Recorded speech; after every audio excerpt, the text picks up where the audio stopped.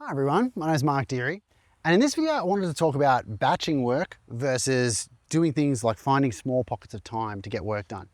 It's interesting because me and my wife Candice, who have worked on movies together now for 20 years, I'm working on my documentary, Confessions of a Failed Filmmaker, where I talk about the last 20 years where we've been making movies. It was 20 years ago we made our first feature film. And we work so differently from each other. She will find any small pocket of time, 5 minutes here, 10 minutes there. Whenever there's a bit of time available, she'll fill it with whatever she needs to get done. She might have something she needs to do or some creative project she's working on. I remember vividly when Sonny was very small, like our middle son, we have 3 kids, and when he had been born, he might have been maybe 1 year old, and she had an idea for a novel. This was her very first novel. She's written 3 finished novels now. And yeah, she had an idea for the novel. And so she would basically, like, after finishing feeding him and he would go to sleep, she would find a 20-minute to half an hour pocket and write the novel. And over the course of, I'm not exactly how long she could tell us, but I think it was about 9 months, she wrote the entire novel, just chipping away at it little piece by piece to get the novel written. And it was a really good book, actually. I loved it. Whereas me, on the other hand, I've pretty much always kind of procrastinated, left things to the last minute, or I should say, not even when I'm leaving things to the last minute. When I get my most productive work done, it is in batches. So if I can block out like 6 hours in one day, I can get 20 hours worth of work done in 6 hours. So like I can get significantly more work done than somebody else in that time if I have an allocated piece of time. But if I don't, if I only have 20 minutes, it's like, because I just can't get started. I get distracted too easily and end up doing nothing. Somebody said that, I read it in a book somewhere, and a lot of people parroted it in their books. So I've read it in multiple books, where they say that every time you get interrupted, it takes like 15 minutes to get back on track or back into the flow state if you're in the flow state. So, you know, there's science behind it, I guess, but I don't have it on hand to know who said it, but you could Google it and you'd find it because it's in a lot of different books. But anyway, so I think sometimes when you don't have or can't make huge batches of time to get something done, if you want to get it done, you have to figure out how to work in this other way, finding small pockets of time to get things done. Because everybody will take big batches. I remember when we were working on our web series in 2019 or 2018, and it was released in 2019, called Who Killed Romeo and Juliet. And it did really well. Candice won an award for best screenwriter for it in a film festival. So like it was well done.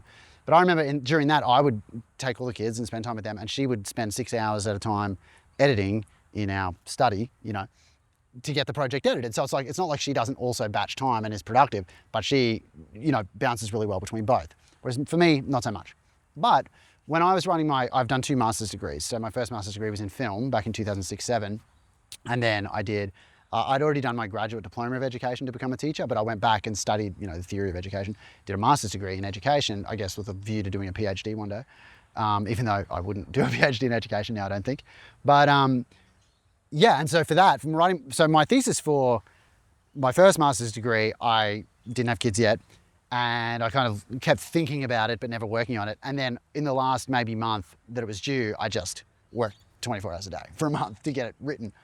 Whereas with this one, I remember vividly, it was 2019 or 20, and Candice said to me, like, you need to quit this course. Like, you do not have time to write a thesis.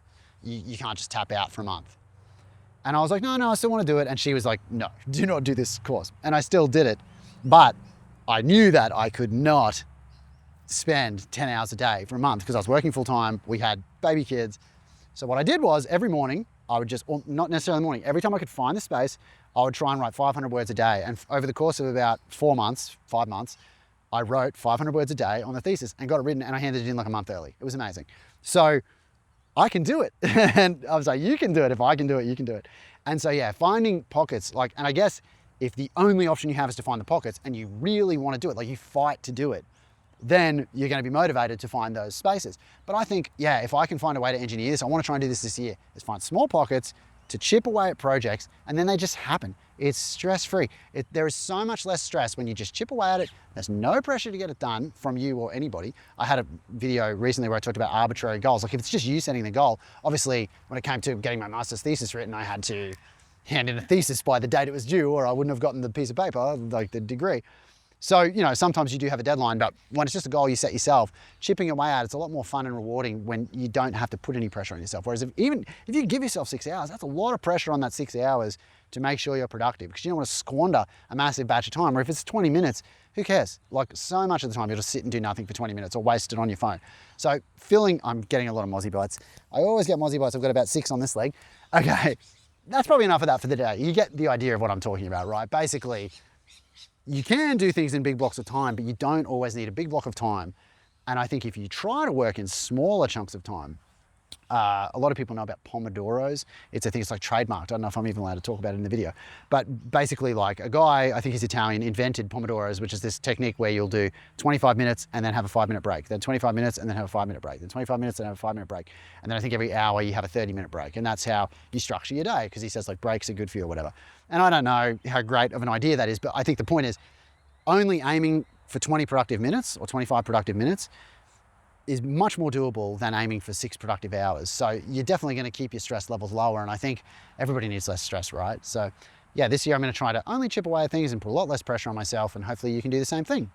Anyway, I hope you enjoyed the video today. If you haven't already subscribed, I'd love it if you'd subscribe.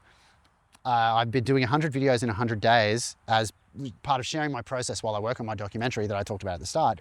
It's called Confessions of a Failed Filmmaker. So if you're interested in that, you can sign up for my email list at markdeary.com.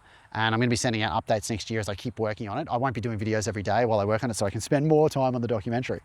But yeah, if you enjoyed it, I'd love if you'd sign up for my email list. And thanks for watching. I'll see everyone in the next video.